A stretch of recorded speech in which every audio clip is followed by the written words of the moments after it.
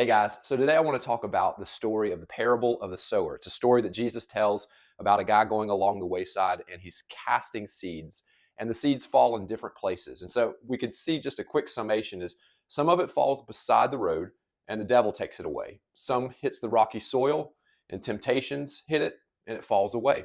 And then some falls in the thorns. And Jesus says that it's choked by the worries and the riches and the pleasures of this life.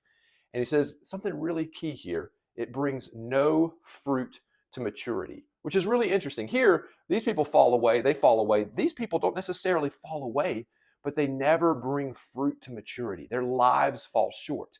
But then Jesus goes on and he says, then some fell in the good soil. And if you've heard this story, you know the line of where it goes. But he says, these are the ones who hear the word and hold it fast, and then they bear fruit. And a few verses later, then Jesus says something here in Luke, and he says, take care how you listen. And those who listen, more shall be given. So we have here, these are the ones who hear the word. And if they hear the word, and if you listen, you're going to be the ones who bear fruit, and even more is given to you.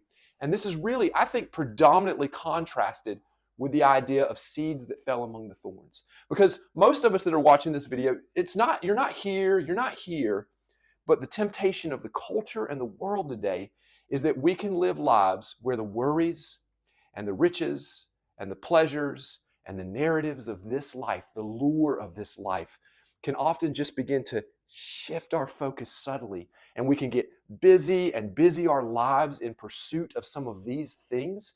Not necessarily all bad things, but when they become the main thing, they can become idols in such a way that we don't bring fruit to maturity. We don't hear the words of God and hold fast to it in our lives because it's being choked out by things.